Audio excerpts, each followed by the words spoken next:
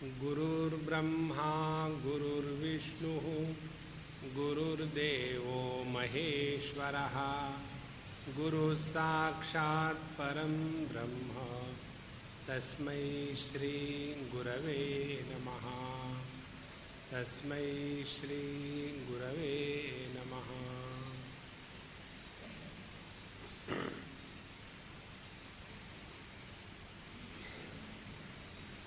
अभी 5-6 दिन पहले की बात है। एक लड़की 12वीं क्लास की और आकर के हमको मिली और उसके पिताजी ने बताया, स्वामी जी ये डिप्रेशन में है। 12वीं क्लास की लड़की डिप्रेशन में। तो मैंने उसको पूछा, क्या तुम बे ऑफ बंगाल हो? बंगाल में बहुत डिप्रेशन आते हैं। उसको कुछ समझ भी नहीं आ रहा, एकदम स्टन्ड टाइप ऑफ पर्सनैलिटी। उसके साथ मैंने इधर उधर की बात कही। फिर उसी दिन लंच के पहले एक दूसरे सज्जन मिले और उनकी उम्र थी कोई 45-50 के बीच में। नौकरी वोकरी छोड़ दी और घर में बैठ रहे। उनके बारे में बताया, स्वामी जी अमुक अमुक है, इनको भी डिप्रेशन आ गया है। तो मैं सोचा ये क्या है, दुनिया में डिप्रेशन है, कारण क्या है? और उसके पश्चात हमको पूछा गया, स्वामी जी ये मन में शांति कैसी लाई जाए, जीवन के दुख कैसे हटाए जाए। और उनको फिर हम बताते हैं, देखो भैया भगवान का नाम लो सब ठीक हो जाएगा।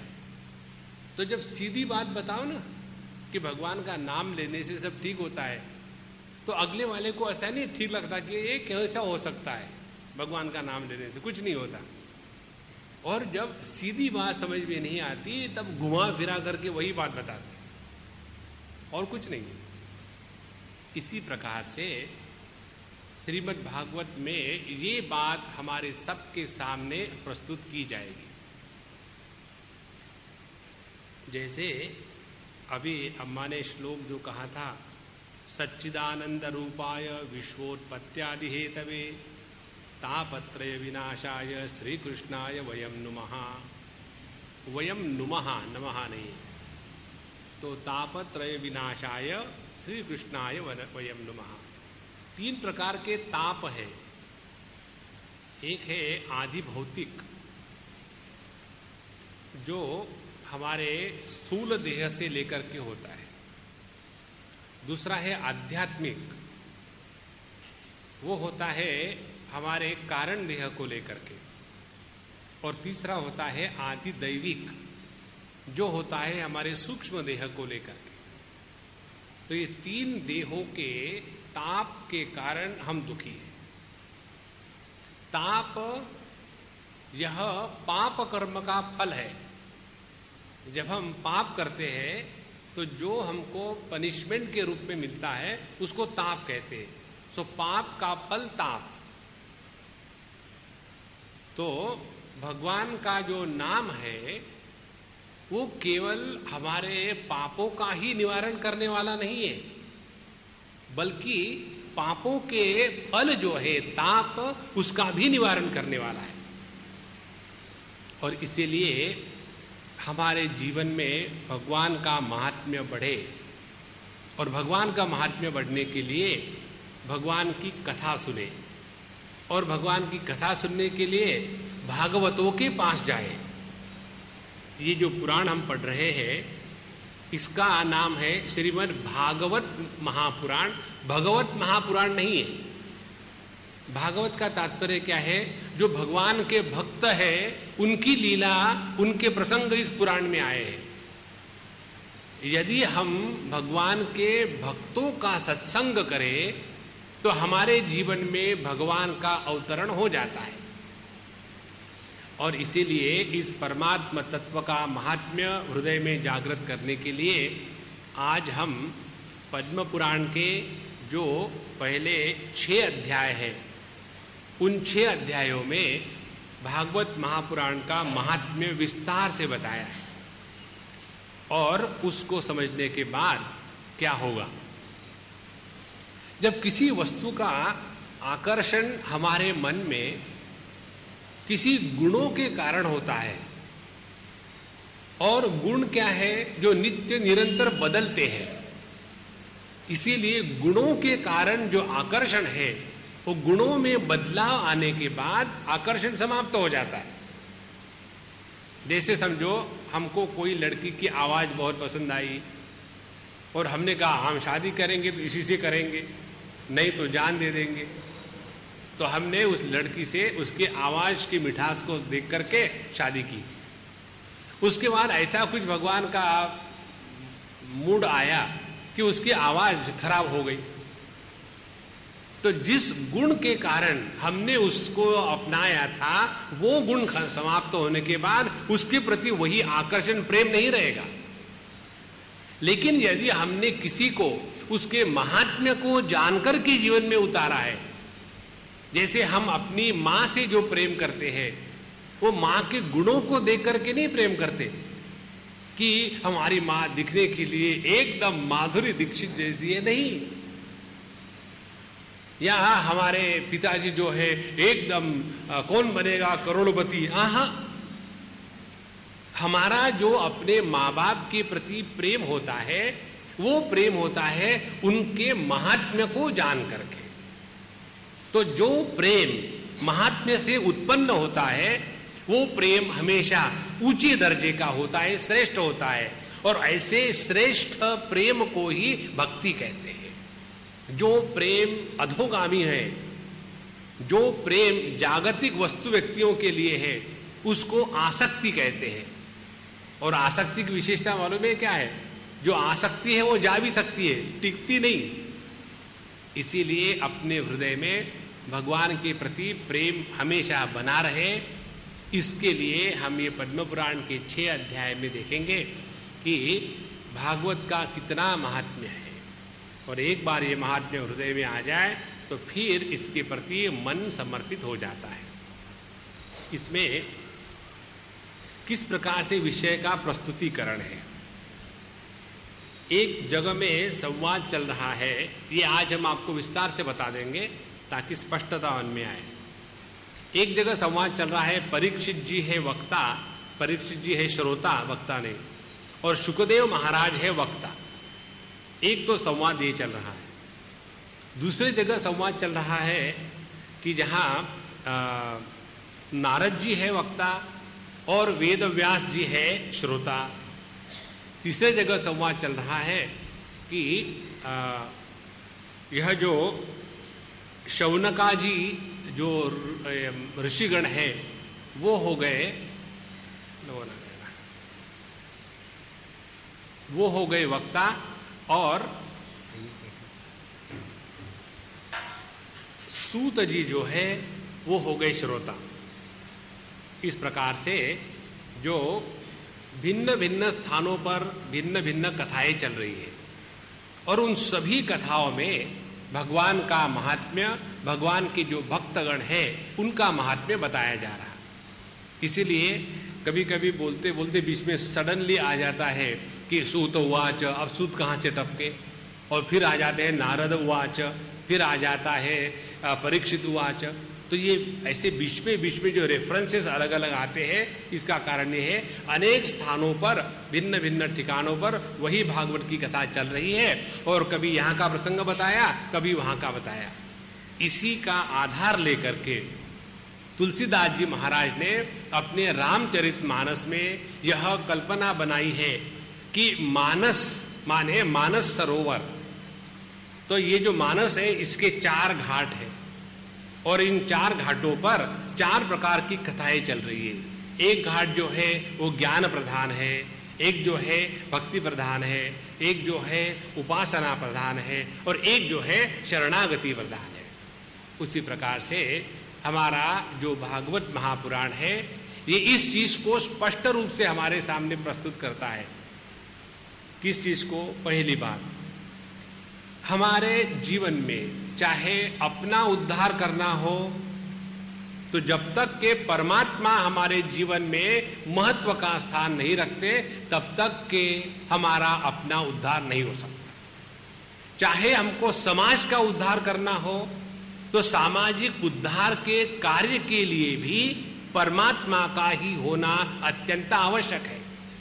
हमारे महाराष्ट्र के एक बहुत बड़े संत हो गए जो शिवाजी महाराज के गुरु थे, समर्थ रामदास स्वामी। वो बहुत सुंदर बात बताते हैं, सामर्थ्य आहे चळवळीचे जो जो करील त्याचे, परंतु तेथे भगवंताचे अधिष्ठान पाहिजे। कोई भी कार्य हम प्रारंभ करें, सबको इकट्ठा करके एक अच्छे कार्य के लिए प्रेरित करना है, बहुत अच्छी बात है। लेकिन किसी भी अच्छे कार्य के लिए प्रेरणा सफल तब होती है कि जब उस कार्य के पीछे भगवान का अधिष्ठान होवे तब। अन्यथा वो इतनी सभी लोगों को इकट्ठा कर लिया, भगवान का वहां महात्म्य नहीं है, तो वो बन जाता है पॉलिटिकल पार्टी। तो पॉलिटिकल पार्टी भी लोगों को भला करने के लिए बनी है, और साधु संतों ने जो कार्य किए हैं उसके द्वारा भी लोगों का भला हुआ है।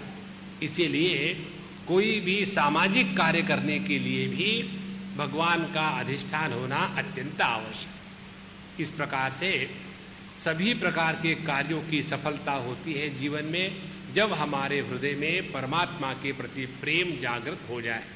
अब यह प्रेम जागृत करने के लिए इस भागवत महापुराण का महात्म्य हमारे सामने पद्म पुराण से लाया गया है। इसमें एक बार की कथा कहते हैं कि शौनक जी जो मुनिवर थे, एक बार सूत जी के पास गए। नैमिषारण्य में एक बहुत बड़ा सत्र चल रहा था यज्ञ का। उसमें बताते हैं हजारों साल का यज्ञ का अनुष्ठान हो रहा था, और उस अनुष्ठान में सुबह में शुरू करेंगे वो अपना हवन इत्यादि करने का काम, तो उसमें बीच में अग्नि जलाई, अनेक प्रकार के वेदों के मंत्र का उच्चारण किया, उसमें अनेक प्रकार की आहुतियां दी, मंत्र हो रहे, भिन्न प्रकार के होता, ऋग्वेद या अध्वर्यु सभी प्रकार के ज्ञानी लोग आ गए और आहुतियां मंत्रों के साथ डाल रहे। इस प्रकार से उनका हमेशा चल रहा था। ये हो गया सुबह के समय में। अब दिन भर थोड़ी अग्नि के सामने बैठेंगे। फिर दोपहर का जो समय होता है उस समय में उन्होंने ये निश्चय किया कि या तो हम खाए के सो जाएंगे, नहीं तो दुनियादारी की बात करेंगे। ये महत्व की बात हम आपको समझाएंगे। कोई भी सामाजिक कार्य करने के लिए जब हम एकत्र हो जाते हैं तो उसमें सामाजिक कार्य करते करते एक दूसरों के साथ रह करके एक ग्रुप बन जाता है, और जब ग्रुप बन जाता है तो दूसरे के बारे में बुराई करना, दूसरे के बारे में बुरा बोलना, ये इतना बढ़िया विषय है कि इसके लिए कोई तैयारी नहीं करनी पड़ती। आपको यदि कहीं लेक्चर देना हो तो तैयारी करनी पड़ती है ना, लेकिन किसी के बारे में कुछ उल्टा सीधा बोलना हो तो तैयारी की कोई जरूरत नहीं। और इसीलिए ऐसी चीजों से बचने के लिए हमारे शास्त्र कहते हैं कि जहां आपके पास थोड़ा समय फ्री मिला उस समय या तो भगवान की कथा सुनो, या तो साधु संतों के चरित्र पढ़ो, या तो भगवान का नामस्मरण करो, या भजन कीर्तन करो, ताकि हमारे सामने एक मिनट भी खाली ना रहे। खाली जो दिमाग है वो शैतान का घर होता है, और वहां जाकर के हम फालतू की चीजों में फंस जाते हैं। और इसीलिए शौनक आदि जो ऋषि थे उन्होंने सूत जी के पास गए नैमिषारण्य क्षेत्र में, और नैमिषे सुतमासीनम अभिवाद्य महामतिम, जाकर के सूत जी जो महामती है, बड़े ज्ञानी है, उनको शौनक अब्रवीत, शौनक जी ने जाकर के प्रश्न पूछा। कहते हैं भक्ति ज्ञान विरागाप्तो विवेको वर्धते महान, माया मोह निराशश्च वैष्णवै क्रियते कथम। हे भगवान, हमको ये बताइए। अब देखो प्रश्न कैसे पूछते हैं। जिसके द्वारा भक्ति, ज्ञान और वैराग्य इसका बढ़ावा ये हमारे हृदय में कैसे बढ़े, ये आप हमको बताओ। भगवान की कृपा हमारे जीवन में हो गई, इसका अर्थ प्रत्येक व्यक्ति के लिए अलग अलग होता है। जो व्यक्ति बीमार है उसके लिए भगवान की कृपा क्या है? कोई डॉक्टर आकर के दवाई दे दी, भगवान की कृपा हो गई, बस डॉक्टर आ गए और हमारी तबीयत ठीक हो गई। जो दरिद्री है उसके लिए भगवान की कृपा का अर्थ क्या है कि कहीं से उसको करोड़पति बन जाए बिना कुछ किए, तो फिर जाकर के वो भगवान की कृपा हो गई। लेकिन असली भगवान की कृपा तब होती है जब हमारे हृदय में ऐसे प्रश्नों का निर्माण होता है कि ऐसा क्या किया जाए कि जिसके द्वारा हमारे हृदय में ज्ञान, भक्ति और वैराग्य इन तीनों का बहुत बड़ा उत्थान हो जाए। ये यदि हमारे मन में प्रश्न आया तो समझ लेना अब हम पर भगवान की कृपा हो गई। तो भगवान की कृपा का तात्पर्य क्या है? भगवान की कृपा का तात्पर्य है जिसके द्वारा हम भगवान की तरफ आकर्षित होवे, वो भगवान की कृपा, और जिसके द्वारा हम संसार के प्रति आकर्षित होवे, उसके द्वारा हमने अपने आप को भगवान की कृपा से वंचित किया है। तो शौनक जी ने पूछा कि वैष्णवी ही क्रियते कथम, भागवत जो है भक्त है उनके द्वारा ये जो माया मोह का निराश करने वाला ज्ञान भक्ति वैराग्य को कैसे बढ़ाया जाए। और इसका कारण बताते हैं कि हम लोग अभी है कलियुग में। इह घोरे कलौ प्रायो जीवश्चासुरतां गतः क्लेशाक्रांतस्य तस्यैव शोधने किं परायणम्। इस कलियुग में अत्यंत घोर समय आ गया है और इसमें अनेक प्रकार के कष्ट है, दुख है। तो ऐसे इस समय में श्रेयसाम यद भवे श्रेयः पावनानां च पावनम कृष्ण प्राप्तिकरम शश्वत साधनम तद्वद अधुना। तो इस कलियुग में जो सर्वश्रेष्ठ साधन है, जो सबसे बढ़िया हमारे अंतःकरण को पवित्र करने का साधन है, जिसके द्वारा हम भगवान की प्राप्ति कर सकते, तीन बातें उन्होंने कही। श्रेष्ठ साधन कौन सा है? जिसके द्वारा अंतःकरण शुद्ध होवे, वो श्रेष्ठ साधन है। देखो भक्ति का जो प्रसंग है उसका तात्पर्य क्या है? जब हम भगवान की भक्ति करते हैं तो उसके द्वारा समाज का उद्धार नहीं होता, होता है अपने अंतःकरण का शोधन, पवित्रीकरण। जिन्होंने समाज के उद्धार के लिए प्रयत्न किया है, समाज का तो उद्धार आज तो कोई नहीं कर सका। समाज का उद्धार करने के लिए भगवान स्वयं अवतार लेते हैं। हमको समाज का उद्धार करने के लिए नहीं भेजा है, हमको भेजा है अपने अंतःकरण को पवित्र करें, और उस पवित्र अंतःकरण में परमात्मा का अवतरण होता है और फिर हमारे माध्यम से भगवान जो कार्य कराना चाहे वो करा लेंगे, हमको कुछ नहीं करना है। इसीलिए पावना नाम च पावनम, इसी के द्वारा कृष्ण प्राप्ति करम साधनम, जिसके द्वारा हम भगवान की प्राप्ति करें, यह हमको बताइए। और इसके बाद सूत जी ने कहा कि देखो शौनक जी महाराज, आपके हृदय में जो भगवान का प्रेम है ना, इसीलिए आपने इस प्रकार से प्रश्न पूछा है, और मैं तुमको सर्व सिद्धांत निष्पन्नम संसार भयनाशनम, सभी सिद्धांतों का जो निचोड़ है, अनेक सिद्धांत है, ज्ञान के, सांख्य के, योग के, कर्म के, सभी सिद्धांतों का निचोड़ क्या है वह मैं तुमको ठीक से बताता हूं, जिसके द्वारा संसार भयनाशनम, हमारे जीवन में संसार को लेकर के जो भय निर्माण हो गया है उसका हमेशा के लिए नाश हो जाएगा। यह मैं आपको बताने वाला हूं। और वो कौन सा है? भक्त्योग वर्धनम यच्च कृष्ण संतोष हेतुकम तदहम ते अभिधास्यामि सावधानतया शृणु। अब उसमें एक अंडरलाइन का वाक्य है, सावधानतया शृणु। हम तो बता रहे हैं, लेकिन सुनने वाला यदि झपकी खा रहा हो तो सामने साक्षात भगवान भी आकर के बोले तो उसका कोई फायदा नहीं होगा। और इसीलिए देखो हर जगह में आता है, भगवत गीता में भी अर्जुन को कितने बार बताया गया है भगवान कृष्ण के द्वारा, अच्छा अब सुनो। तो क्या हम सो रहे हैं?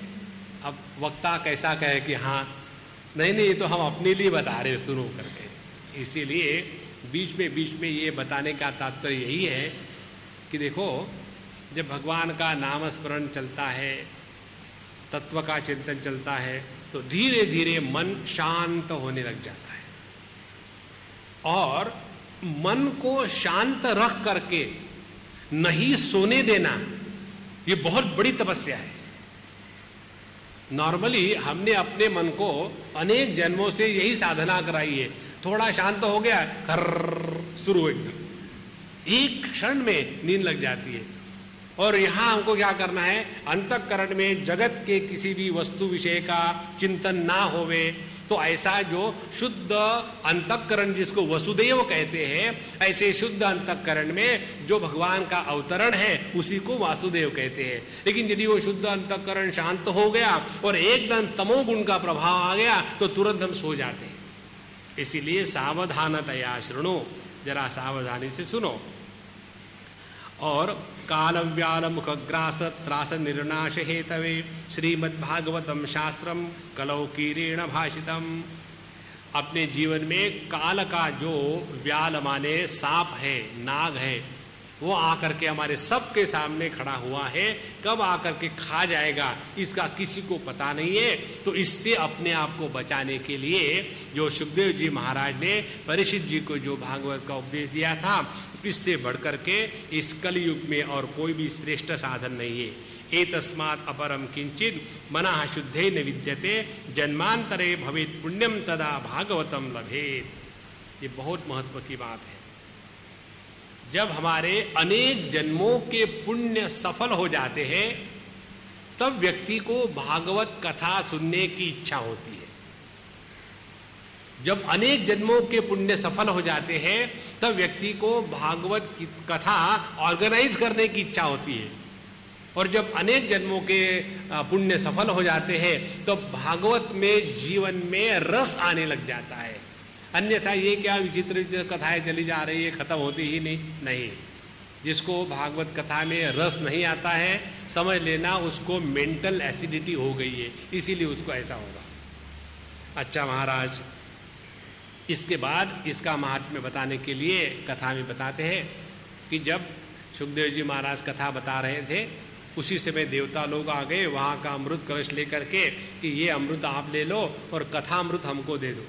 तो वहां सुखदेव जी महाराज ने विचार किया कि क्व सुधा क्व कथालोके क्व काच मणिक क्व मणिर्महान ब्रह्मरा तो विचार्यैव तदा देवांजहासः। जब देवता लोग ऐसा वहां भी घुसखोरी करने के लिए आ ही गए तो उन्होंने विचार कहा कि कहाँ कथा अमृत और कहाँ ये देवताओं का अमृत। इसीलिए उन्होंने उनकी मजाक उड़ाई और उनको कुछ भी नहीं दिया। इसीलिए श्रीमद् भागवती वार्ता सुराणाम अपि दुर्लभा, देवताओं के लिए भी बहुत ही कठिनदायक है। इसीलिए सप्ताहेन श्रुतम चेत सर्वथा मुक्तिदायकम शनकाद्यै पुरा प्रोक्तम नारदाय दयापरैहि। तो यह एक सप्ताह के व्रत से कथा का सुनना सबके लिए अच्छा है। और इस प्रकार से यह सप्ताह श्रवण की विधि और किस प्रकार से सुनना चाहिए यह कथा बताई है। इसके पश्चात शौनक जी महाराज प्रश्न पूछते हैं कि लोक विग्रह मुक्तस्य नारदस्य अथिरस्य च विधि श्रवे कुत प्रीति संयोग कुत्रते सह। शौनक जी महाराज कहते हैं कि नारद जी तो हमेशा मस्त घूमने वाले हैं और उनके जीवन में यह भागवत के श्रवण के बारे में अनेक प्रकार के प्रश्न और प्रीति कैसे निर्माण हो गई।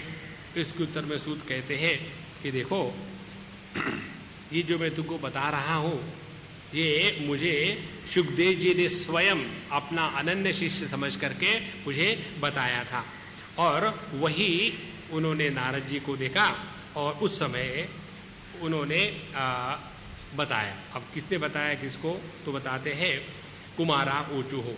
सनक आदि बताते हैं कि कथम ब्रह्मादीन मुखः कुतश्चिंतातरो भवान त्वरितम गम्यते कुत्र कुतश्चागमनम तव इदानी शून्य चित्तोसी गतवित्तो यथा जनः तदेव मुक्त संगस्य नोचिदम वद कारणम। ये बहुत महत्व की बात। ये जो चार भाई है सनक सनंदन सनातन इत्यादि, इन्होंने एक बार नारद जी को देखा। नारद जी का मुंह लटका हुआ है और फ्रस्ट्रेट होकर के डिप्रेशन में घूम रहे हैं। तो ऐसा जब हुआ तो डिप्रेशन का चक्कर तब से चल रहा है, आज की बात नहीं। और नारद जी जैसे महात्मा डिप्रेस हो गए थे। तो उनको पूछा तुमको हो क्या गया, ज्ञानी हो, ब्रह्मचारी हो, एक जगह कहीं रहते नहीं हो, टैक्स पेमेंट का चक्कर नहीं हो, कहीं पॉलिटिकल पार्टी में ज्वाइन होना नहीं है, इतना सब होते हुए भी तुम्हारा मुंह ऐसा क्यों लटका है? और अपने आप को तो तुम बड़े ज्ञानी समझते हो, कहते हो, भक्त कहते हो, और मुंह लटका है। अब कल्पना करो, समझो हमारे पास अब कितने लोग आकर के कोई ना कोई समस्या ही पूछते हैं। हम लोगों का जो जीवन है ना, वो केवल लोगों की समस्या सुनकर के डाइजेस्ट करने का है, दूसरा कोई नहीं, वही हमारा खाद्य है। तो आकर के किसी ने हमको कहा, समझो कि स्वामी जी हमारे पत्नी ऐसी है, हम बड़े दुखी, हम क्या करें? और हमने कहा अच्छा हम भी बड़े दुखी है, क्यों? हमारी पत्नी नहीं है इसलिए। जो हमारे पास रोने के लिए आया है तो उसके साथ हम कंपटीशन करें, और कंपटीशन करेंगे ये काहे के महात्मा है, ये भी रोते हैं। रोने का अधिकार तो केवल गृहस्थों को है, महात्माओं को थोड़ी है। हर एक का अपना अपना अधिकार का क्षेत्र है। तो हे नारद जी महाराज, आप ऐसे क्यों रो रहे हो? और गतवित्तो यथा जनहा, जैसे कि किसी की पूरी दौलत लूट गई हो, इस प्रकार से दुखी होकर के आप रो रहे हो। तवेदम मुक्त संगस्य न उचितम, और तुम अपने को मुक्त संग कहते हो, वैरागी समझते हो, और इसलिए तुम्हारे लिए ठीक नहीं है। बताओ क्या हो गया? अब नारद जी बताते हैं। क्या बताऊं आपको मैंने सब दुनिया छान के मारी। कहां कहां गए थे बताते हैं। पुष्करम प्रयागम च काशीम गोदावरी तथा हरिक्षेत्रम कुरुक्षेत्रम श्रीरंगम सेतुबंधनम। एक नहीं दो नहीं, सभी के सभी तीर्थ क्षेत्र में घूम के आया हूं, लेकिन कहीं भी ना सत्य है ना पवित्रता है। सत्यम नास्ति तपशौचम दयादानम न विद्यते।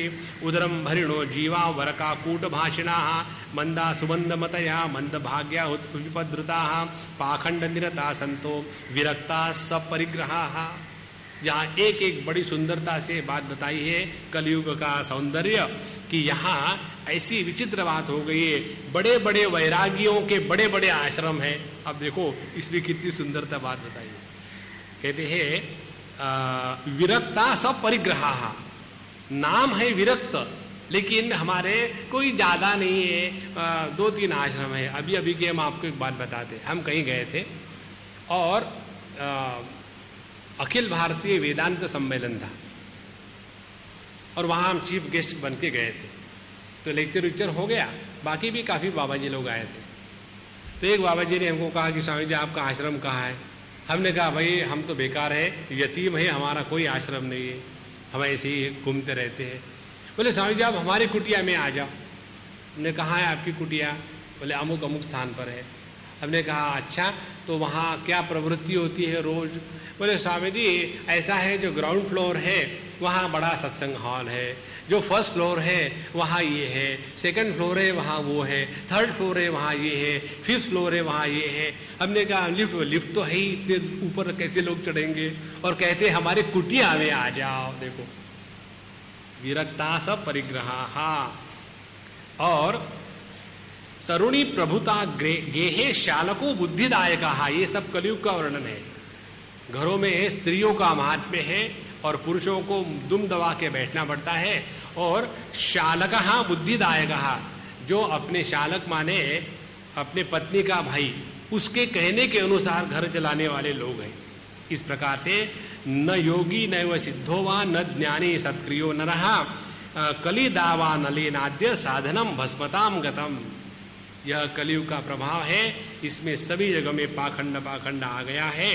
और ऐसे इस जगत में चारों तरफ में जब घूम रहा था तो मुझे एक बड़ा विचित्र दृश्य दिखा। कहते हैं एवं पश्चिम कलेर्दोषान पर्यटन अवनी महन यामुनम तटमापन्नो जत्र लीला हरेरभूत तत्राश्चर्यम मया दृष्टम शुरू यताम तन्मुनीश्वराः एका तु तरुणी तत्र निषण्णा खिन्नमानसा वृद्धौ द्वौ पतितौ पार्श्वे निश्वसन्तौ अचेतनौ शुश्रूषन्ति प्रबोधन्ति रुदती च तयोः पुरः। वहां मैं घूम रहा था तो वृंदावन जाके पहुंचा। वृंदावन में जैसे पहुंचा वहां देखा बड़ा विचित्र दृश्य।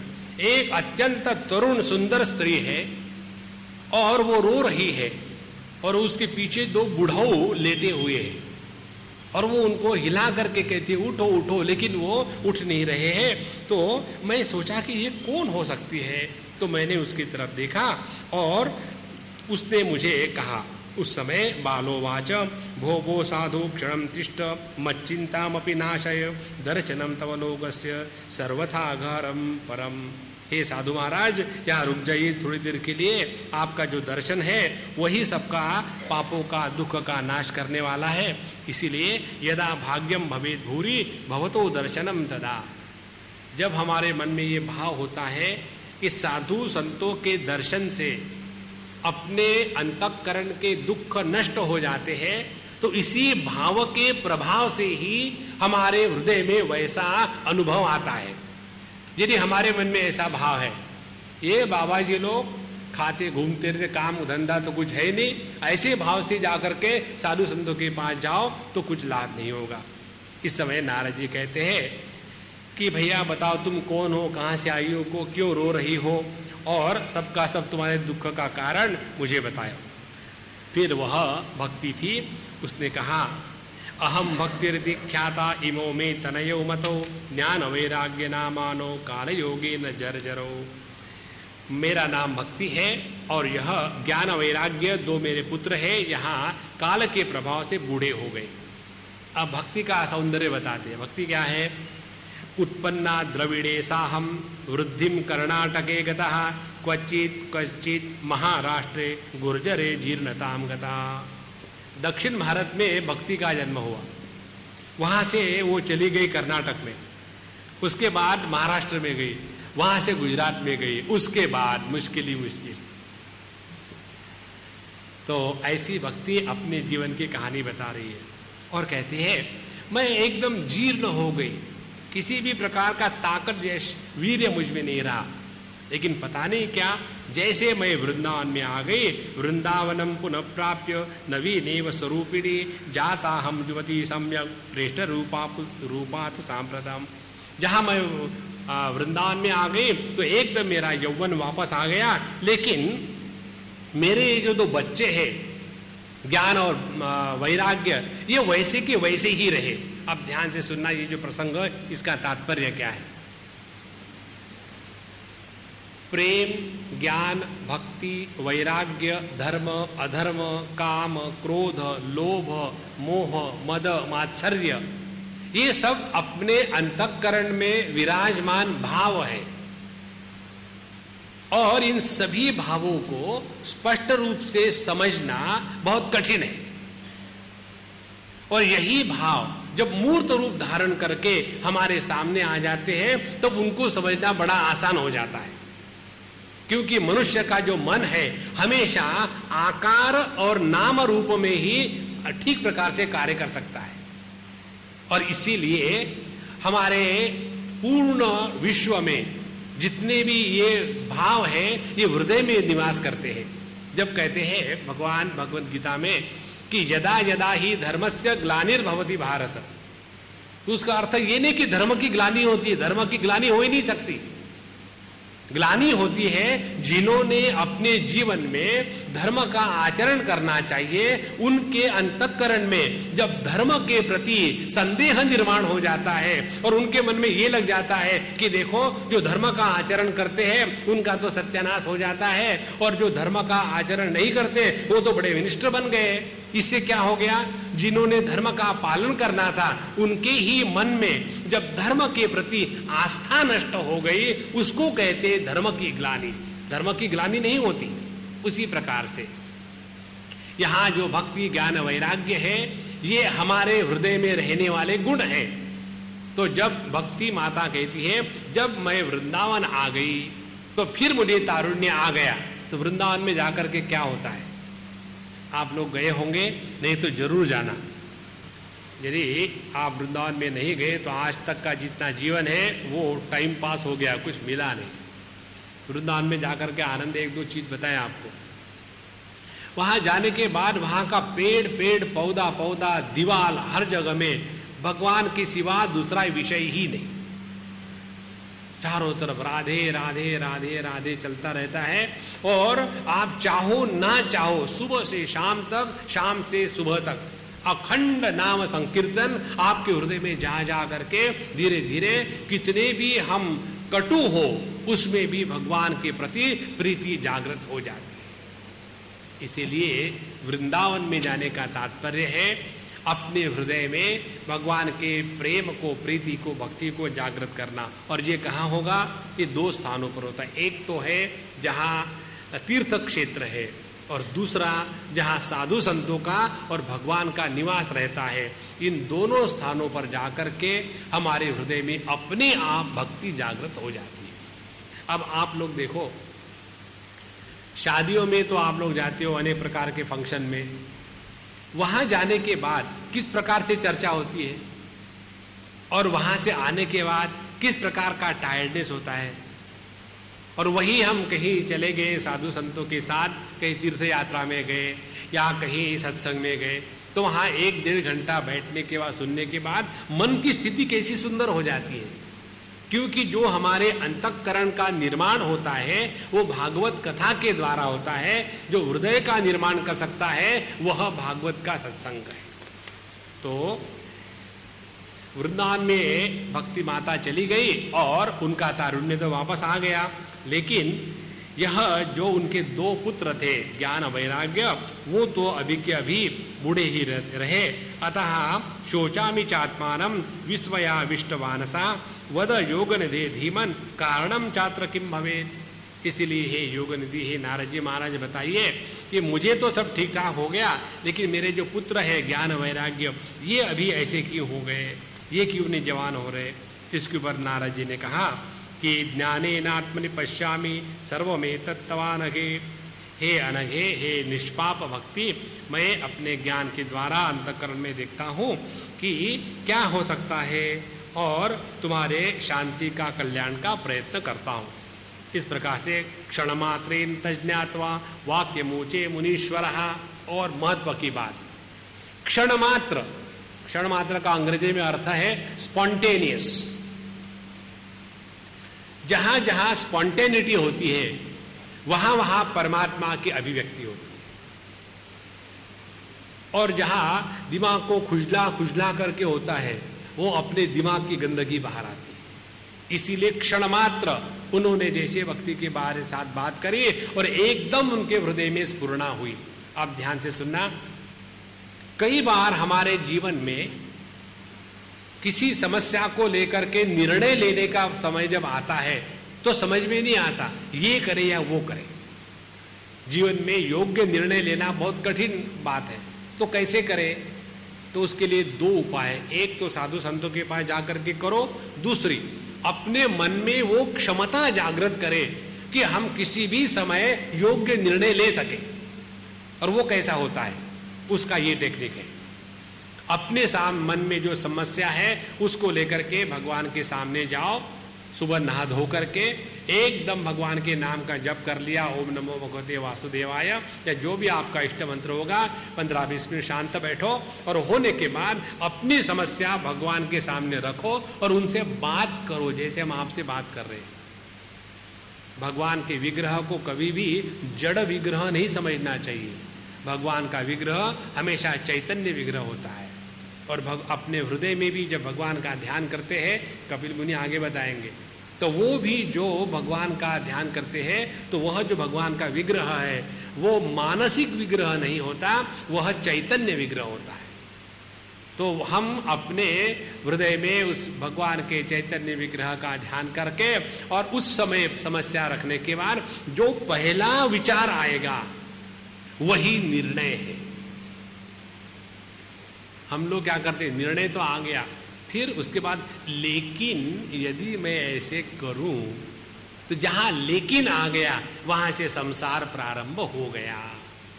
इसीलिए नारद जी महाराज ने क्षण मात्र, जैसे सामने समस्या आई, शुद्ध अंतःकरण जिसका है, आंखें बंद करके हृदय में परमात्मा को देखा, एकदम आपके सामने कोई भी समस्या हो वो टिक नहीं सकती। और फिर उन्होंने क्षण मात्रेण तज्ज्ञात्वा वाक्यम ऊचे मुनीश्वरः, मुनीश्वर नारद जी ने ऐसा कहा कि ये बहुत सुंदर है प्रसंग। कहते हैं, हे भक्ति जी सुनो, आजकल ये कलयुग शुरू हो गया है। तेन लुप्तः सदाचारः योग मार्ग तपांसी च। इसीलिए सदाचार, योग मार्ग सब नष्ट हो गया है। कहां तक नष्ट हो गया है और किस प्रकार से है, ये बताने के लिए एक प्रसंग कहते हैं कि इसमें दोष किसका नहीं, ये तो कलयुग का प्रभाव है। लेकिन एक विशेष बात है कि तुम जब वृंदावन में आ गई तो वृंदावन धाम का जो सौंदर्य है, श्रेष्ठता है, इसी के कारण वृंदावन से संयोगान पुनस्तुम तरुणी नवा धन्यम वृंदावनम तेन भक्ति ही नृत्यति यत्र च। ये बताने के पश्चात भक्ति ने कहा कि ये कलयुग जब आया तो परीक्षित राजा ने कली को क्यों रहने दिया, उसको तो नष्ट कर देना चाहिए था, क्योंकि ये इतना अधर्म से परिपूर्ण है कलयुग, तो इसका नाश क्यों नहीं किया। तो नारद जी कहते देखो, यह जो कलयुग कब आया इत्यादि हम आपको बताते हैं। यदा मुकुंदो भगवान क्ष्माम त्यक्त्वा सपदम गतः तद्दीनात् कलिरायातः सर्वसाधन बाधकः। हमारे शास्त्रों के अनुसार जिस दिन भगवान श्री कृष्ण ने इस धरा का त्याग करके स्वधाम गमन किया है, उस दिन के बाद कलयुग प्रारंभ हो गया।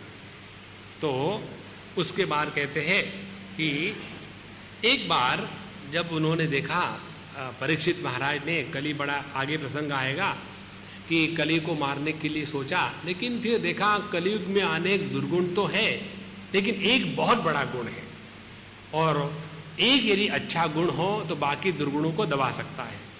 और इसीलिए उन्होंने इस कलियुग को रख दिया, उसको नहीं नष्ट किया। कौन सा गुण है? यत् फलम नास्ति तपसा न योगे न समाधिना तत्फलम लभते सम्यक कलौ केशव कीर्तनात्। देखो, चाहे हम मेडिटेशन ना कर सके, चाहे हम बड़े बड़े कार्य ना कर सके, चाहे हम लेक्चर नहीं झाड़ सके, कोई बात नहीं, भगवान का अखंड नाम स्मरण करने से सब कुछ हो जाता है। हम आपको पढ़ा के नहीं बता रहे। हमको याद है वृंदावन में हम गए थे एक बार, उस समय हम जवान थे, और वहां जाने के बाद एक महात्मा से मिले, बड़े मस्त महात्मा थे। और उनको मिलने के बाद हमने कहा कि महात्मा जी आशीर्वाद करिए। बोले काहे का आशीर्वाद? तो हम चुप हो गए। बोले भगवान का नाम लेते हो? हाँ लेता हूं। कैसे लेते हो? तो मैंने कहा मैं बैठ करके मन में नाम लेता हूं। बोले क्यों, जोर से नाम लेने में शर्म आती है क्या? तो मैं चुप हो गया। उसके बाद फिर उन्होंने कहा जाओ दुकान में जाओ और एक वहां से तुलसी माला ले आना, और कहते हैं एक वो गोमुखी होती है ना थैला जिसमें रख करके, वो ले आओ। तो मैं गया मार्केट में और ले आया, उनको दे दिया। देने का कल आ जाना, और फिर मैं चला गया। दूसरे दिन पहुंचा, आज नहीं और कल आना। 2 दिन चक्कर कटवाए और फिर कहा आप इस माला को हाथ से छोड़ना मत जब तक के तुम्हारे सांसों के साथ भगवान का नाम नहीं जुड़ता। फिर हमने 3 साल तक अखंड उसको रखा, और उससे क्या सरलता जीवन में आती है हम आपको बताएं। कितने भी मन में विक्षेप हो, हाथ माला पर गया, सभी विक्षेप शांत हो जाते हैं, और हरिओम हरिओम हरिओम हरिओम हरिओम अखंड चलते रहता है। और इसका जितना अभ्यास आप करो तो हरिओम, यह जो शब्द है ये प्राण का निश्वासन है, और भगवान का स्मरण यह ज्ञान की प्रक्रिया है। जहां ज्ञान और प्राण एक हो जाते हैं वही परमात्मा की शक्ति जागृत हो जाती है। और इसीलिए हमको इस कलयुग में रहने का सबसे बढ़िया जो मौका है वो ये है कि चाहे हम योग कर सके ना कर सके, चाहे उपदेश कर सके ना कर सके, भगवान का नाम अखंड लेते रहो भैया। इसीलिए तत्फलम लभते सम्यक कलौ केशव कीर्तनात्। इस प्रकार से सोच करके उन्होंने, विष्णुरात्मा ने परीक्षित जी ने कलयुग को नहीं जाने दिया। और बताते हैं इस कलयुग की विशेषता क्या है कि कुकर्म आचरणा सारः सर्वतः निर्गतः अधुना। योग्य प्रकार का कर्म न करने के कारण सभी वस्तुओं का सार समाप्त हो गया। अब किसका किसका सार समाप्त हो गया, मैं यहां से पढ़ के आपको बता रहा हूं, मेरे बुद्धि की उपज नहीं। पहली बात सबसे महत्व की कहते हैं कि विप्रैहि भागवती वार्ता गेहे गेहे जने जने कारिता कणलोभेन कथासारस्ततो गतः। भागवत कथा को करने के लिए पैसे इकट्ठा करने का साधन बनाते हैं और इसीलिए भागवत कथा का जो आनंद है वो समाप्त हो जाता है, क्योंकि पूरा का पूरा ध्यान लग जाता है कि इस भागवत कथा से कितने पैसे इकट्ठा हो गए। लो, ये सबसे बड़ा महापाप है। देखो भैया, यह जो भगवान का नाम है वो पेट को पालने के लिए नहीं है, वो हृदय को निर्माण करने के लिए। पेट पालने के लिए हमने पाप किया तो भी पेट पल जाएगा। जब भगवान ने हमको निर्माण किया है ना, तो वो हमको भूखा नहीं मरने देगा। तो केवल पेट पालने के लिए भगवान का नाम लेना है। भूरि कर्माणः नास्तिका रौरवा जनाः तेपि तिष्ठन्ति तीर्थेषु तीर्थसारस्ततो गतः। अनेक प्रकार के भयानक कर्म करने वाले लोग तीर्थ क्षेत्र में रहते हैं और इसीलिए तीर्थ का सार चला गया। उसके बाद काम क्रोध महालोभ तृष्णा व्याकुल चेतसः ते तिष्ठन्ति तपसि तपस्सारस्ततो गतः। जिनके मन में काम क्रोध लोभ मोह पूरा का पूरा धपाधप भरा हुआ है और तपस्या कर रहे हैं। देखो, जो तपस्या का एक ही फल है, आपको शक्ति मिलेगी। लेकिन ये शक्ति यदि दुष्प्रवृत्ति युक्त व्यक्ति ने जागृत की तो उसके द्वारा गलत कार्य होगा। उदाहरण ले लो आजकल के जमाने में कि जो ये टेररिस्ट का कार्य इत्यादि कर रहे हैं, तो उनको भी शक्ति लगती है, आसान थोड़ी कार्य है, लेकिन उनका अंतःकरण शुद्ध न होने के कारण उस शक्ति को वो गलत कार्य के लिए जागृत कर रहे हैं। इसीलिए यह जो तपस्या का सार है नष्ट हो जाता है। इसलिए धीरे धीरे सब बताने के बाद अयम तु युग धर्मो ही वर्तते कस्य दूषणम अतस्तु पुंडरीकाक्ष सहते निकटे स्थितः। इसीलिए भैया यह तो युग का प्रभाव है, अब इसके बारे में ज्यादा क्या करें, ऐसा कुछ करें कि जब तक हम भगवान के पास पहुंचे वही सब कुछ ठीक है। इतना बताने के बाद फिर भक्ति ने कहा कि हे सुरसेत्वम ही धन्योसी महद्भाग्येन समागतः साधूनाम दर्शनम लोके सर्वसिद्धिकरम परम। महर्षि जी आप आ गए हमारे जीवन में, बड़ा अच्छा हुआ, क्योंकि साधु संतों का दर्शन जो है हमारे सभी दुखों का नाश करने वाला है और इसी के द्वारा हमारा परम कल्याण होता है। परम कल्याण है संसार से निवृत्ति और परमात्मा के प्रति भक्ति। ये जिसके द्वारा होगा वो हमारे जीवन का परम कल्याण, और यदि उल्टा हो गया तो परम सत्यानाश। इस प्रकार से प्रथम अध्याय में भक्ति के महात्म्य को बताने के बाद फिर भक्ति का ये दुख दूर करने के लिए नारद जी प्रयत्न करते कि ठीक है भक्ति तो ठीक हो गई, अब उनके जो ज्ञान वैराग्य पुत्र है वो अभी ठीक नहीं है, तो मां को थोड़ी अच्छा लगेगा। तो उन्होंने प्रश्न अपने ही मन में किया कि क्या किया जाए। वृथा के देशे बाले अहो चिंतातुरा कथम श्री कृष्ण चरणाम भोज स्मर दुखम गमिष्यति। कि हे भक्ति जी, भगवान कृष्ण के चरण का चिंतन करो तो जिसके द्वारा सभी का सभी दुख दूर हो जाएगा। कलौ तू केवला भक्ति ब्रह्म सायुज्य कारिणी। और यहाँ भक्ति का जो मुख्य साधन है वो केवल ब्रह्म सायुज्य कारिणी, परमात्मा को मिलन का मुख्य साधन है, वह है भक्ति। और इसी के द्वारा जो बोध वैराग्य दूसरे युगों में होता था, इसका इस जगत में कोई महत्व नहीं है।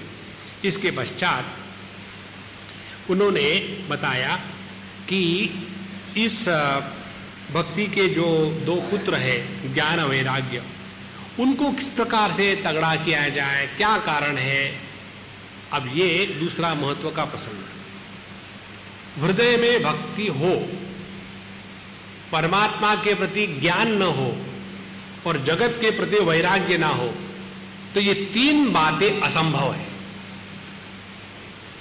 भक्ति, परमात्मा का ज्ञान और जगत के प्रति वैराग्य, इन दोनों का जो संगम है उसी को कहते हैं भक्ति। अन्यथा हम ये कल्पना करेंगे हमारे मन में तो भगवान की बड़ी बड़ी भक्ति है, लेकिन मालूम ही नहीं कुछ भी भगवान के बारे में। जिसके प्रति प्रेम होता है उसके बारे में सब जानकारी हम अपने आप कलेक्ट कर लेते हैं। जैसे हमको कोई जगह पे खाने को बुलाते हैं तो हमको बिना पूछे ही लोग पूछ लेते हैं, स्वामी जी को क्या ठीक नहीं चलता, उनको क्या बीमारी है, क्या कैसा है। क्यों? कि जब कोई बात प्रेम से की जाती है तो उसके बारे में जानकारी अपने आप आ जाती है। ये तो मनुष्य के बारे में है, तो भगवान के बारे में ज्ञान न होना ये भक्ति का लक्षण नहीं है। इसीलिए भक्ति यदि मां है, ज्ञान वैराग्य उसके फल है, पर इसीलिए उसको भी जीवन में आना अत्यंत आवश्यक है। तो हमारे नारद जी कहते हैं, कलिना सदृशः कोपी युगो नास्ति वरानने तस्मिन् स्थापयिष्यामि गेहे गेहे जने जने। हे भक्ति जी, कलयुग के समान इतना सुंदर कोई भी समय नहीं है, इसीलिए तुम्हारी मैं स्थापना करूंगा प्रत्येक घर में और प्रत्येक व्यक्ति के हृदय में। उसके पश्चात उन्होंने भक्ति के श्रेष्ठता का उदाहरण देने के लिए हरि ही साध्यते भक्त्या प्रमाणम तत्र गोपिका न तपोभिर न वेदैश्च न ज्ञाने नापि न कर्मणा। न ज्ञान न कर्म न वैराग्य, किसी के द्वारा नहीं, जितना हम भक्ति के द्वारा भगवान को प्राप्त कर सकते हैं। और इसका प्रमाण उन्होंने दिया गोपिका हमारे वृंदावन की।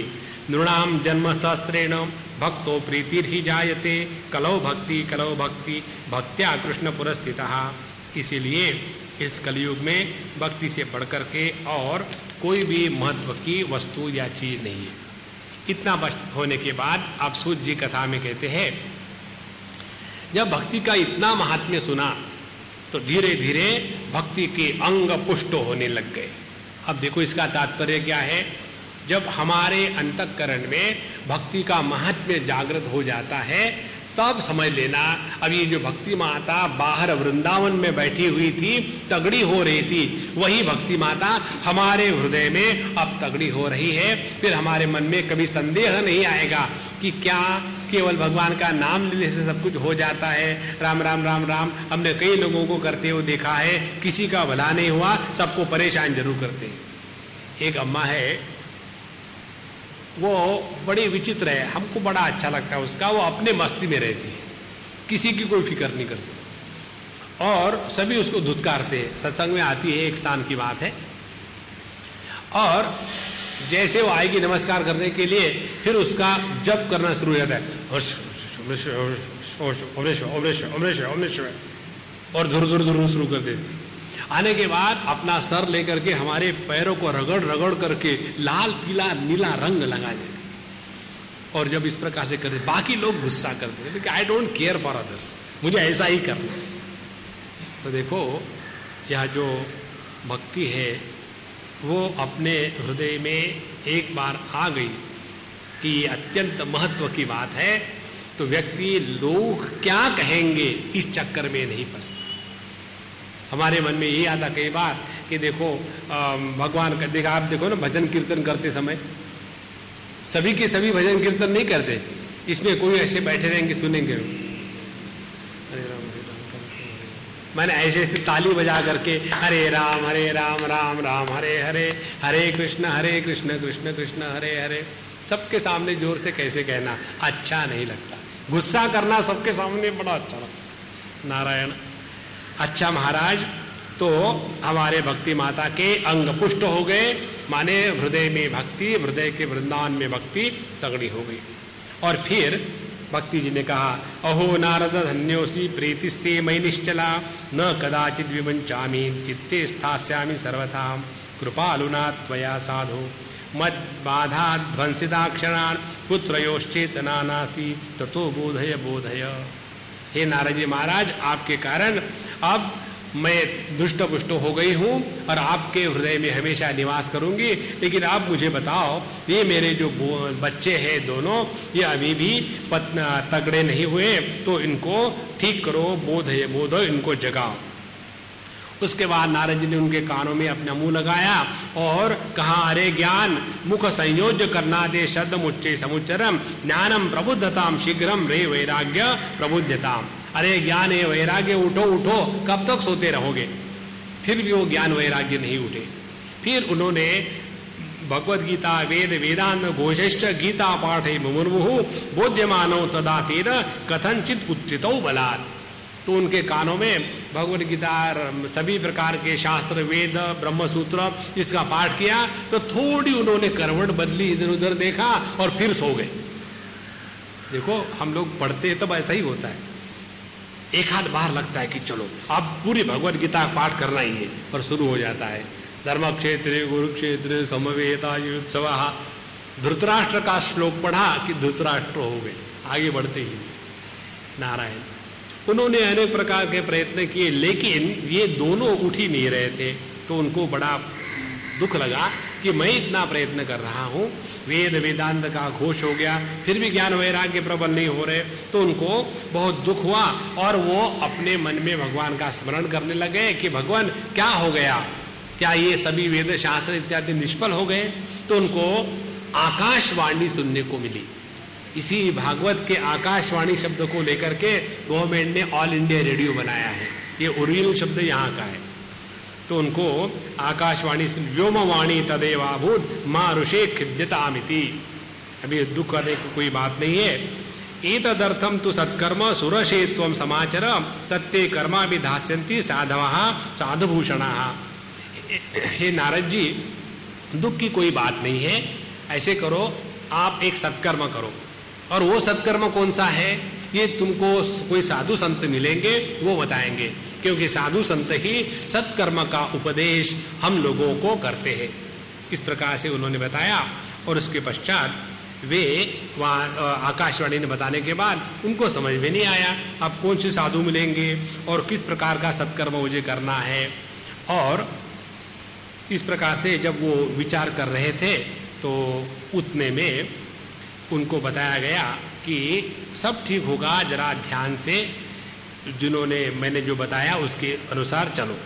सूत जी की कथा चलती है कि उन्होंने नारद जी ने फिर अनेक तीर्थ क्षेत्रों में भ्रमण किया और अनेक साधु संतों से पूछा कि ऐसी ऐसी स्थिति है, भक्ति के दो पुत्र ज्ञान वैराग्य अत्यंत निर्बल होके पड़े हुए हैं, क्या करें?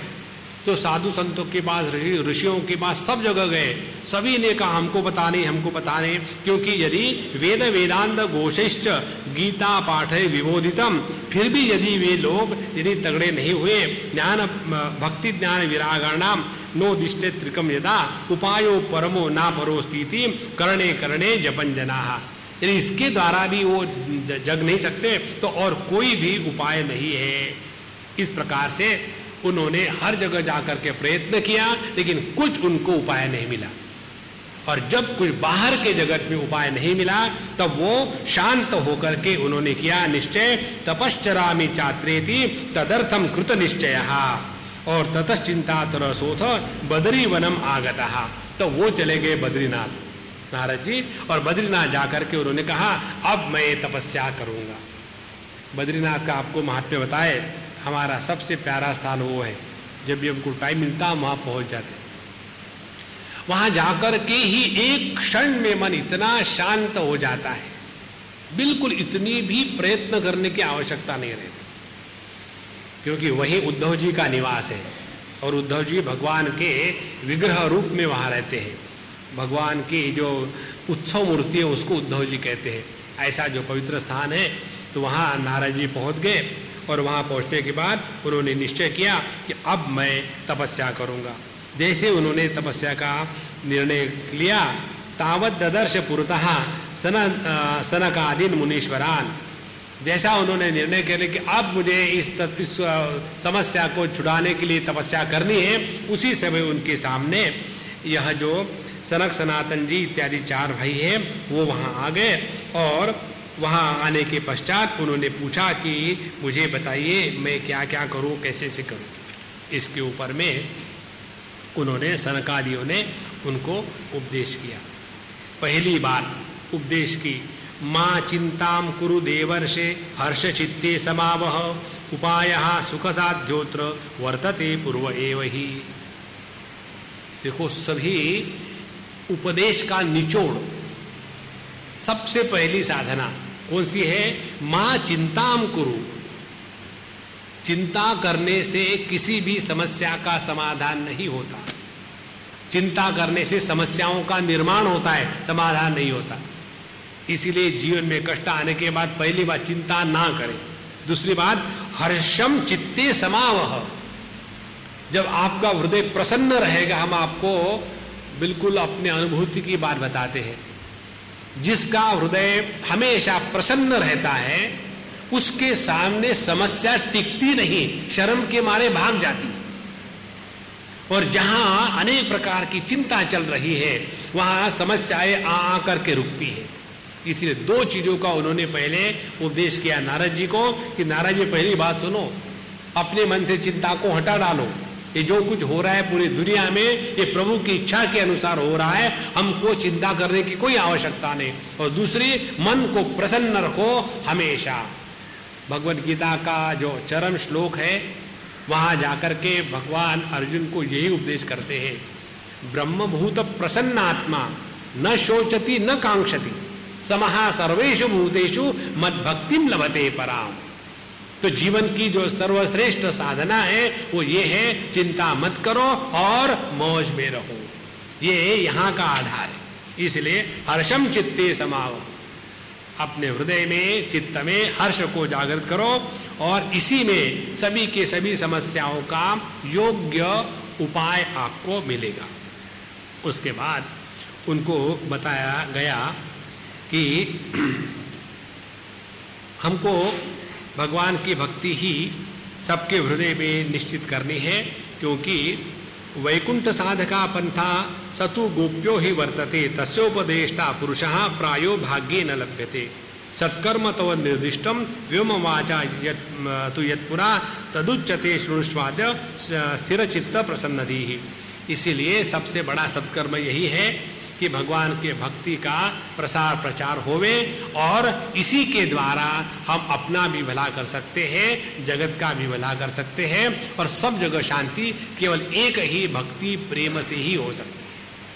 देखो, जो प्रीति परिच्छिन्न वस्तुओं के प्रति होती है उसके द्वारा आसक्ति निर्माण होती है, और जो प्रीति परिपूर्ण के प्रति होती है उसके द्वारा भक्ति निर्माण होती है। इसीलिए इस भक्ति को जागृत करने के लिए हमको कर्म करना है और इसी को सत्कर्म कहा है। सत्कर्म सूचको नूनम ज्ञान यज्ञ स्मृतो बुधैहि श्रीमद्भागवतालापः सतु गीतः शुकादिभिः। और यही शुकाचार्य इत्यादि श्रीमद्भागवत का पारायण करने वाले श्रेष्ठ लोगों ने बताया है। इस प्रकार से उनको बताया गया। फिर कहते हैं इसका फल क्या होगा? ज्ञान वैराग्य संयुक्ता भक्ति ही प्रेम रसावह प्रतिगेहम प्रतिजनम ततः क्रीडाम करिष्यति।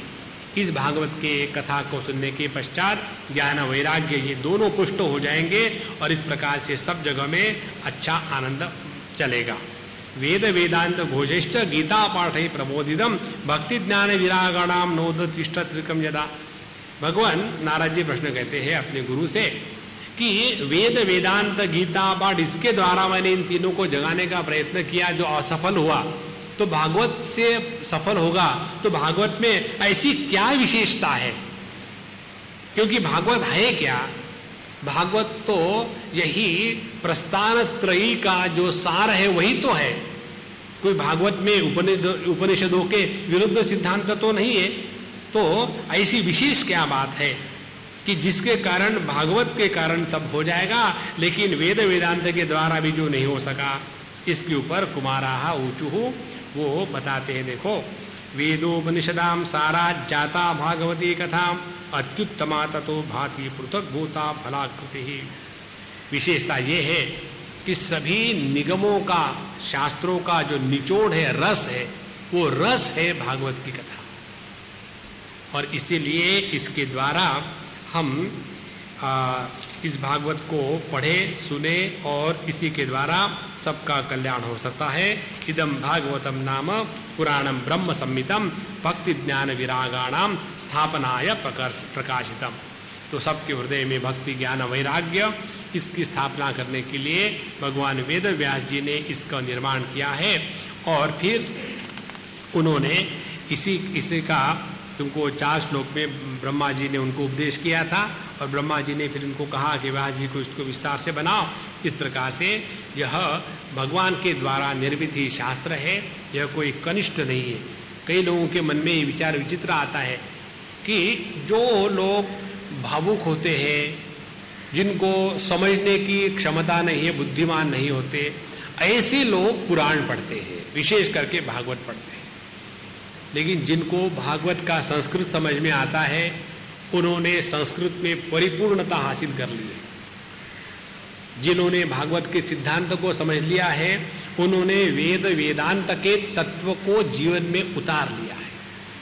इसीलिए हमारे मन में कभी भी ऐसी भावना न आए कि भागवत माने उनके लिए कि जो सब काम के लिए लायक नहीं है, उनके लिए भागवत लायक है। नहीं। एक जगह में वेद व्यास जी भगवान लिखते हैं, प्रस्थान त्रयी का अध्ययन होने के पश्चात यदि हमने पुराण का अध्ययन नहीं किया तो हमारे प्रस्थान त्रयी का अध्ययन अपूर्ण रहता है। और इसीलिए इस भागवत महापुराण को हमको समझना है, जीवन में उतारना है। इस प्रकार से नारद जी के मन में योग्य प्रकार का मार्गदर्शन हुआ और उन्होंने इसका प्रचार इत्यादि किया। तो उसके द्वारा तृतीय अध्याय में कहते हैं कि भक्ति के जो कष्ट थे वो भी निवृत्त हो गए। और फिर सूर्य जी की कथा चलती है कि ऐसे जो भागवत कथाकार हमारे नारद जी महाराज है, उन्होंने बहुत बढ़िया कथा बनाई। और जब कथा पूरी हो गई तो वहाँ जैसे जैसे कथा संपन्न हो गई तो वहाँ भक्ति जी एकदम अपने 2 बच्चे जो तरुण हो गए थे उनको लेकर के वहाँ आ गई। भक्ति सुतौ तु तरुणौ गृहीत्वा प्रेम प्रेमैक रूपा सहसा विरासीत श्री कृष्ण गोविंद हरे मुरारे नाथेति नामानि मुहुर्वदन्ति ताम चागतम भागवतार्थभूषाम सुचारुवेशाम ददृशुः सदस्याः कथम प्रविष्टा कथमागतेयम मध्ये मुनीनामिति तर्कयन्तः ऊचु कुमारा वचनम तदानीम कथार्थतो निष्पतिता धुनेयम एवं गिरस्सा ससुता निशम्य सनत कुमारम निजगातनम राहा। जब ऐसी भागवत की कथा का आयोजन किया नारद जी ने, और उसमें फिर सबके बीच में एक तरुण भक्ति अपने 2 तरुण पुत्रों को लेकर के आई और वहां वो जोर जोर से भगवान का नाम गाने लग गई, श्री कृष्ण गोविंद हरे मुरारे हे नाथ नारायण वासुदेव। इस प्रकार से गाते गाते अच्छा ड्रेस करके वहां आ गए। तो वहां के ऋषि मुनियों ने कहा कि अरे ये कहां से आ गई, अभी तो थी नहीं यहाँ। तो उस समय सनत कुमार आदि कहते हैं कि यह भागवत कथा के कारण सभी के हृदयों में इसी समय निष्पन्न हुई। देखो, भक्ति का निष्पन्न होना माने अपने हृदय में भगवान के प्रति प्रेम जागृत होना। और जब हृदय में प्रेम जागृत होता है तो उस प्रेम के अभिव्यक्ति संगीत के रूप में होती है, सिर्फ हिंदी सिनेमा छोड़कर के। हिंदी सिनेमा में जब दुख होता है तब गाते हैं, पता नहीं क्यों, लेकिन नॉर्मली जब आदमी खुशी में होता है तब वो गाता है। तो उनके हृदय में, सबके हृदय में वहां भक्ति जागृत हो गई और उसी के साथ साथ ज्ञान वैराग्य ये भी जागृत हो गए। तो उस समय भक्ति कहती है ये भवद विरद्धि कृतास्मि पुष्टा कलि प्रणष्टा अपि कथा रसेन क्वाहम तुतिष्ठा धनुआ ब्रुवंतु ब्राह्मा इदम ताम गिरिमोचिरेते। भक्ति ने कहा कि मैं इस कथा के सार का पान करने से पुष्ट हो गई हूं, अब बताइए मैं कहाँ रहूं। तो उनको बताया गया, सात्वं च तिष्ठस्व सुधे श्रेय संश्रया निरंतरम वैष्णवन मानसानी। हे भक्ति, अब तुम सभी जितने भी भगवान के भक्त हैं उनके हृदय में, उनके मन में आप हमेशा विराजमान रहो। इस प्रकार से उस भक्ति का जागृतिकरण हो गया, उसके पुत्र भी तगड़े हो गए। यही है भागवत कथा के द्वारा ज्ञान, वैराग्य और भक्ति तीनों का पुष्टिकरण हो जाता है। और इसके बाद ये बताया कि यह जो भक्ति हमारे हृदय में जागृत हो जाती है, तो इस भक्ति के द्वारा किसका किसका भला होता है। तो भक्ति के द्वारा किसका किसका भला होता है, इसकी यहाँ बहुत बड़ी लिस्ट दी है। एक मैं पढ़ के सुनाता हूँ।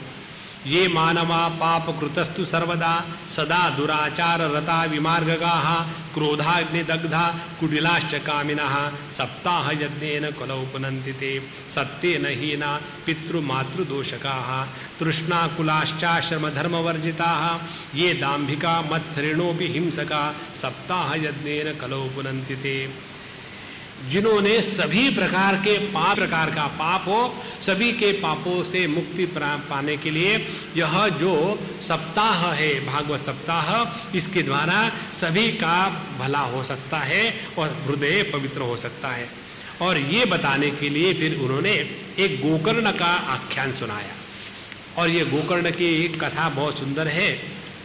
बताते हैं कि एक समय एक ब्राह्मण था और उसका नाम था आत्मदेव, और सभी प्रकार के शास्त्रों में ज्ञान में बड़ा पंडित था, विशारद था। और उसकी पत्नी थी धुंधुली, और दोनों बड़े विचित्र प्रकार के व्यक्ति थे। यह तो अच्छा था, शास्त्र के अनुसार धर्म के अनुसार चलने वाला, और दोनों का बड़ा प्यार था, और लेकिन वो बहुत ही एक्सट्रोवर्ट टाइप की पत्नी थी। और इन्होंने सोचा कि मैं इतने दिन से रह रहा हूं लेकिन कोई पुत्र नहीं, तो क्या जीवन है। इसीलिए न पुत्रो नापि वा पुत्री ततश्चिंता तरो भृशम, इसीलिए उनको बड़ी चिंता होने लग गई। और एक बार इसी चिंता से लेकर के वो घर से निकल पड़े।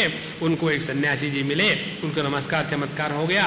और सन्यासी ने पूछा कि कथम रोदसी विप्रत्वम का ते चिंता बलियसी।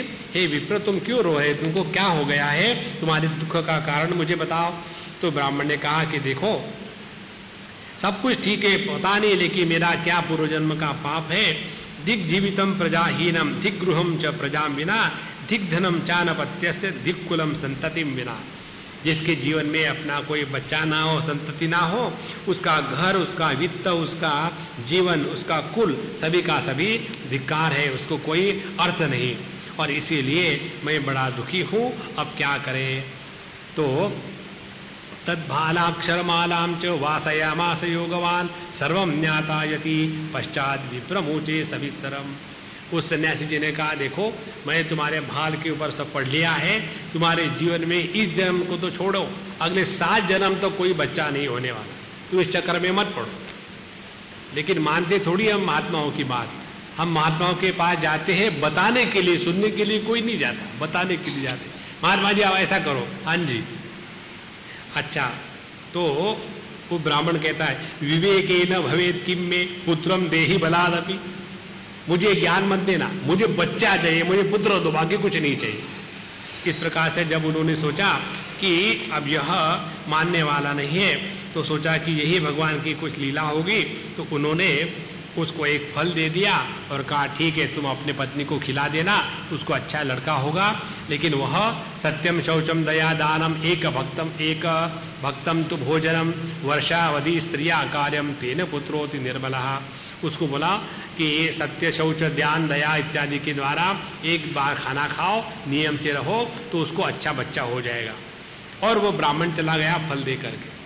अब ये फल लेकर के महाराज घर आ गए, अपने पत्नी को दिया, और उसकी पत्नी एकदम मॉडर्न स्टाइल की थी।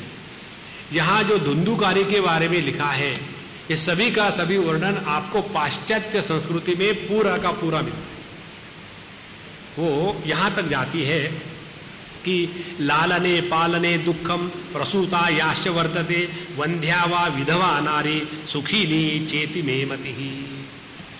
स्त्री का सौंदर्य किसमें है कि वंध्या हो, विधवा हो और आराम से रहे। ये क्या, बच्चों को पेट में रखो, उसको पालो, फिर उसको बड़ा करो और फिर पति का चक्कर, इसमें कोई मतलब नहीं। जीवन में स्वातंत्र चाहिए, ऐसे वृत्ति की ये धुंधुली थी। इसीलिए जो बात हमारे भगवान वेद व्यास ने लिखी है उससे बढ़कर के जगत में और कोई बात नहीं। तो ऐसा वो विचार कर ही रही थी।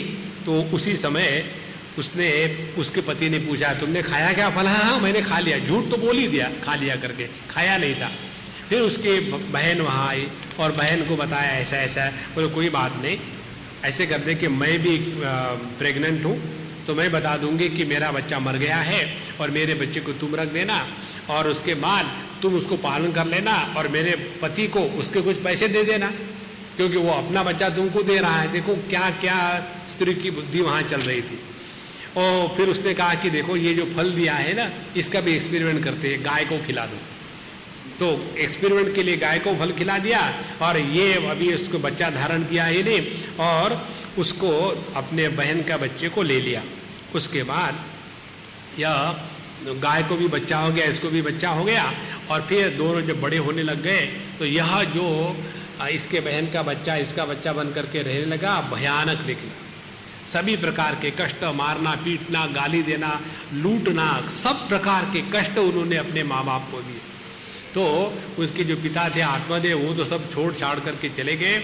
उनका जो दूसरा पुत्र था गोकर्ण, उसने उनको उपदेश दिया। गोकर्ण का जो उपदेश है वो बहुत ही सुंदर है। और बोधयामास जनकम वैराग्यम परिदर्शयन् असारक खलु संसारो दुख रूपी विमोहकः सुत कस्या कथम धनम कस्य स्नेहवान जलते निशम न चेन्द्रस्य सुखम किंचित न सुखम चक्रवर्तिनः सुखमस्ति विरक्तस्य मुनेः एकांत जीविनः।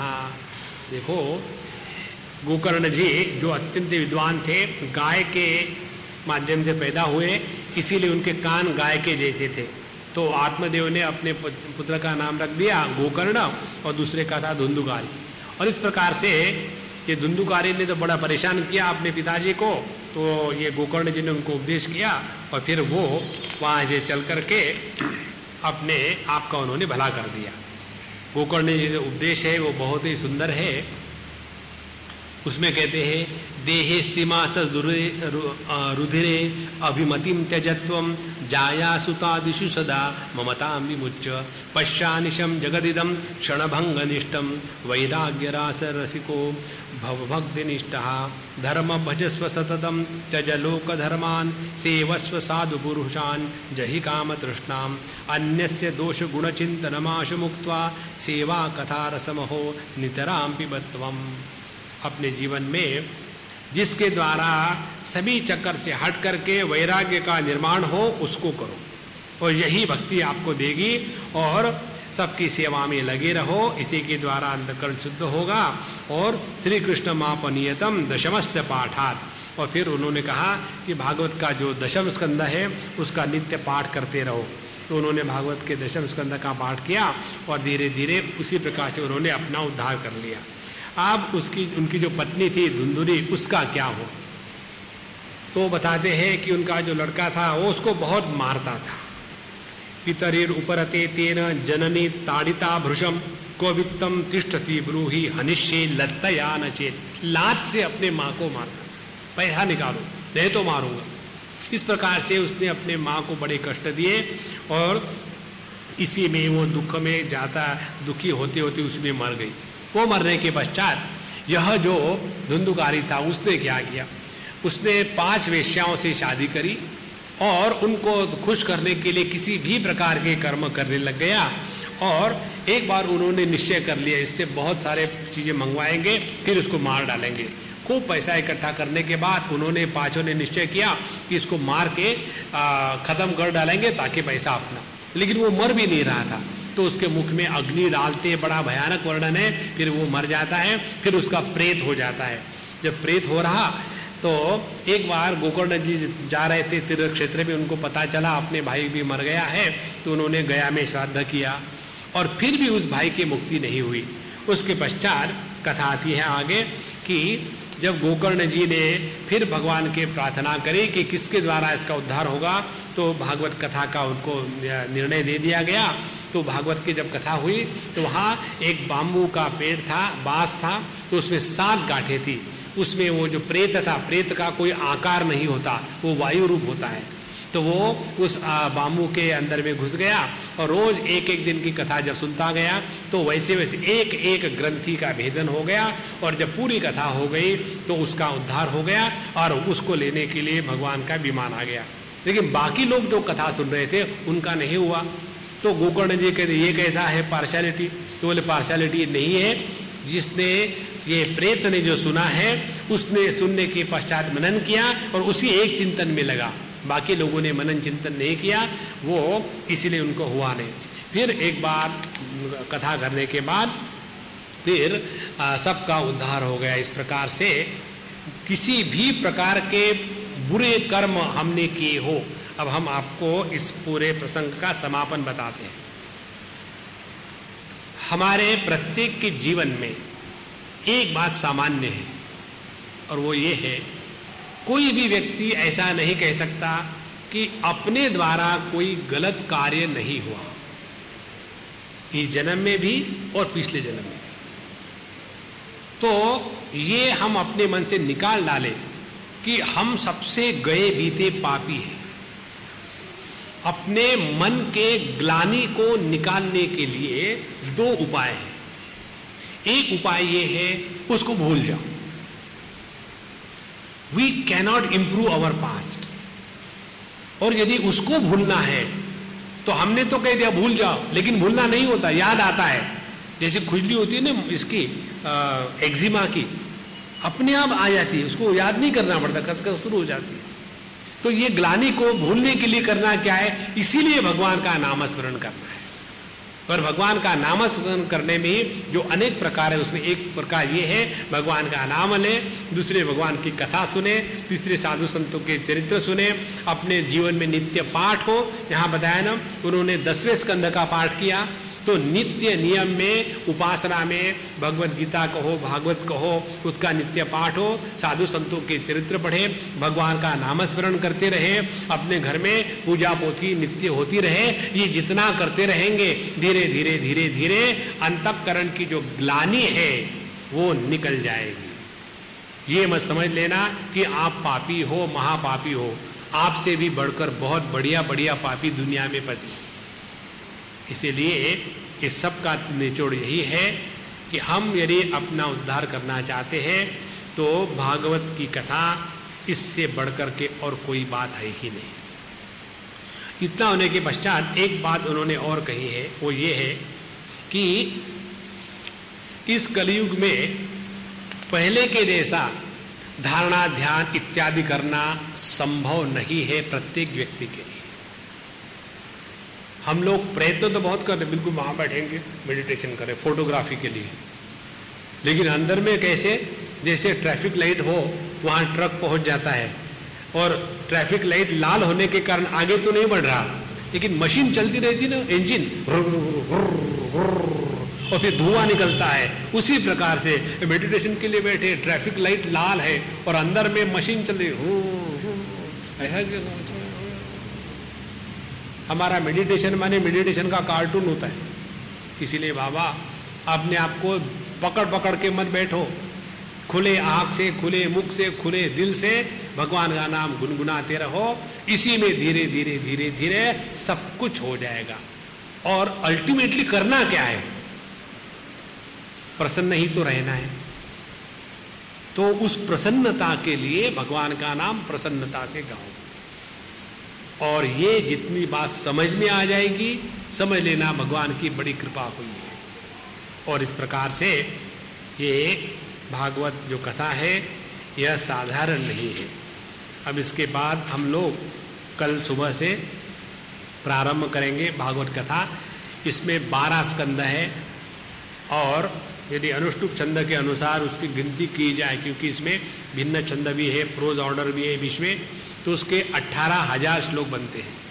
तो 18,000 श्लोकों का जो नित्य का पाठ करने वाले हैं, उनको भी पाठ करने के लिए बैठे हैं रोज जितना हो सके, तो भी कम से कम 50-60 घंटे केवल पाठ करने को लगते हैं। तो कथा कहने को कितना टाइम लगेगा? तो हम लोगों के पास 7 दिन के कितना 20-21 घंटे हैं। तो 20-21 घंटे में पूरे 18,000 श्लोक बताने हैं। इसीलिए हम सुपरसोनिक स्पीड से जाएंगे और आपको मूल कथा का तात्पर्य बताएंगे। सुबह 1.5 घंटा, शाम को 1.5 घंटा। हम बीच में भजन, कीर्तन, तबला, पेटी इत्यादि कुछ नहीं करेंगे, नहीं तो फिर उसमें समय हमको नहीं मिलेगा। और दूसरी बात, हमारा जो गला है फटे बांस के जैसा है, तो हम आपको कष्ट नहीं देंगे। तो इसमें जो कथा है, सार है, तत्व है, चिंतन है, भक्ति है, इसके बारे में विचार करेंगे। और भगवान की ही कृपा से 7 दिन में 10 तारीख को इसका पूर्णाहुति होगा। तो सुबह में कितने बजे शुरू होगा? कल सुबह 10:30 से लेकर के 12 बजे तक के, और शाम को 6:30 से लेकर के 8 बजे तक के। तो सुबह में 1.5 घंटा और शाम को 1.5 घंटा। इस प्रकार से रोज 3 घंटा हम भगवान की भागवत की कथा करेंगे और धीरे धीरे धीरे धीरे जैसी उनकी इच्छा होगी उसको पूरा करने का प्रयत्न करेंगे। अभी यहाँ विराम करते हैं। 2 मिनट शांत बैठ लो और अपने हृदय में भगवान श्री कृष्ण के चैतन्य विग्रह का अनुभव करो।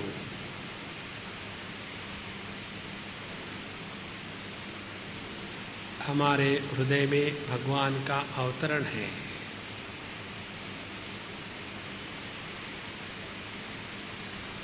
उनकी सुंदर आंखें,